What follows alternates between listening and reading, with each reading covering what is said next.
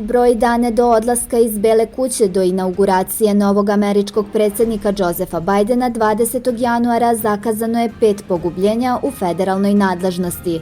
Time se krši 130 godina duga tradicija da se sa izvršenjima smrtne kazne pauzira tokom procesa primopredaje predsjedničkih dužnosti. Ukoliko se svih 5 zakazanih pogubljenja izvrši, Trump će ući u istoriju i kao predsjednik tokom čijeg mandata je sproveden najveći broj smrtnih kazni u posljednjih više od 100 godina, ukupno 13 zatvorenika. Izvršenje zakazanih pogubljenja treba da počne ove nedelje.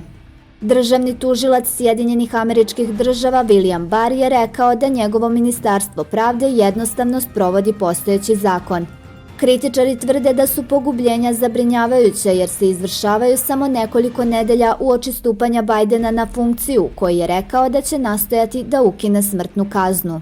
Pre nego što je Trump stupio na predsjedničku funkciju, izvršena su samo 3 federalna pogubljenja, sva tokom mandata republikanskog predsjednika Georgea Busha. Tada je pogubljen i Timothy McVeigh, osuđen za napad bombom na federalnu zgradu u Oklahoma Cityu.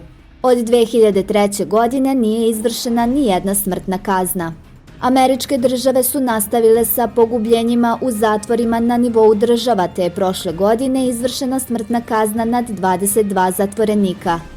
Sve veći broj američkih država radi na ukidanju smrtne kazne, a većina je ili zvanično zabranila ovu praksu ili više od 10 godina nije izvršila ni jedno pogubljenje.